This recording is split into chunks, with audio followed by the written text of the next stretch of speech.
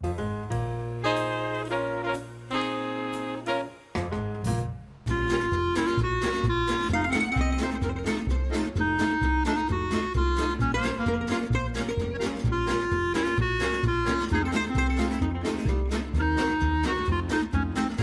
Russian community to date, I would say it's pretty strong, and a large percentage of our business is Russian clientele.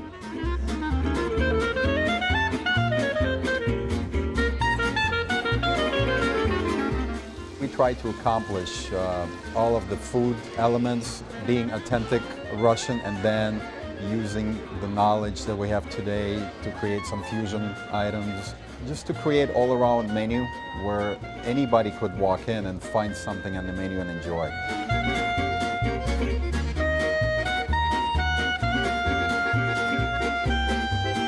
I'm from Kiev, Ukraine. When I left, we didn't have anything like this. People tend to have a lot of fun in the evening, and it does get wild, yes. The Russians like to party.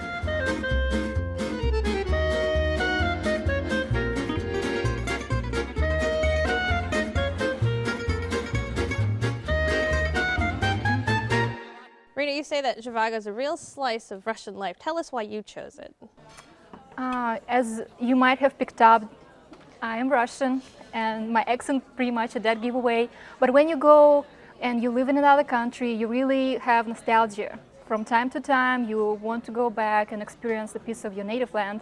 And Zhivago is one of those places where you go and you can feel the Russian spirit alive and kicking. And it's not just food, because when you say restaurant, it may be misleading, but you actually get to dance. And I know it sounds really threatening for the guys, but Russian guys love to dance as well. It's just kind of part of their upbringing. And the food is fabulous, and the people are fun because you get to dance and do conga lines, and you do drinking, and you do a lot of vodka and champagne and cognac, whatever your heart desires. See, I feel like I might have went to a different restaurant. I didn't see any of the dancing.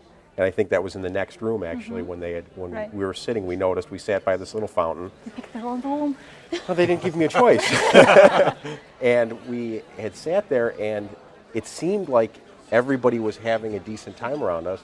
They brought the bread out, and in the middle of the butter was some pate or something. I thought it was pretty good, but I didn't notice it until the bread was almost all gone. I hate pate, and I love the pate.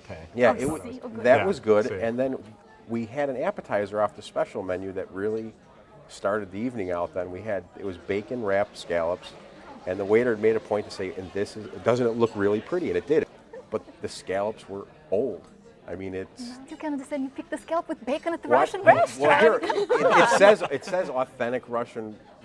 Actually, it's continental. It's Russian continental. So I think they give you a way out. Yeah. They say, okay, right, if you're not a Russian. I took the way out on accident. I think.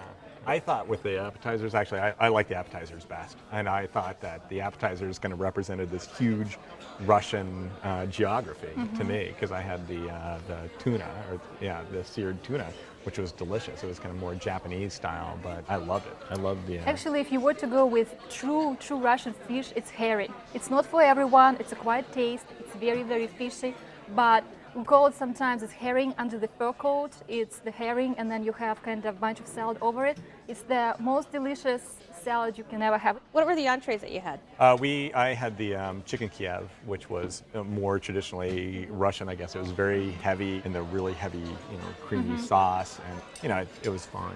I had cold beet soup, which is not borscht. Borscht is hot.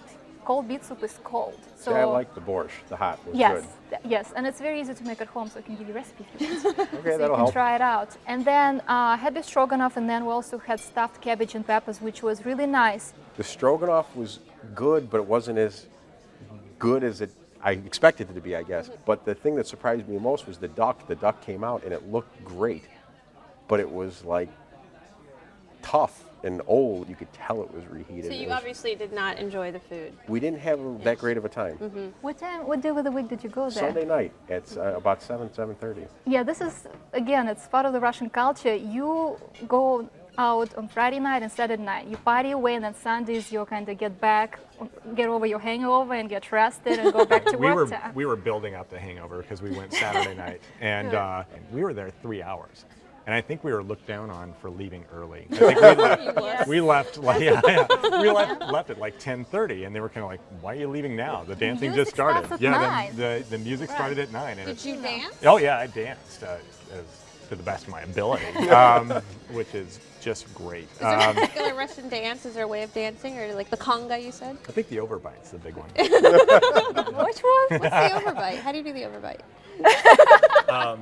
So The conga line is for, because pretty much you end up with a few big parties, people go there, and that's when you go with a packaged meal, which is a prefixed menu. You pay $40 and you're set for life. It's awesome. You start with cold appetizers and with hot. They bring with fire going on, and then with cold entrees, hot entrees, desserts, champagne, cognac, and vodka. That's why I said it sounded like a completely different restaurant from where we went. You live in Skokie, so you have to go and try it for the second Right, time. I There is work no in excuse. I'll Skokie, follow right, up on right that. around the corner. Exactly. And so I definitely have a chance You to go try for it the again. party and dance. Yeah. Did anybody have any caviar? I went to eat. We had caviar as well.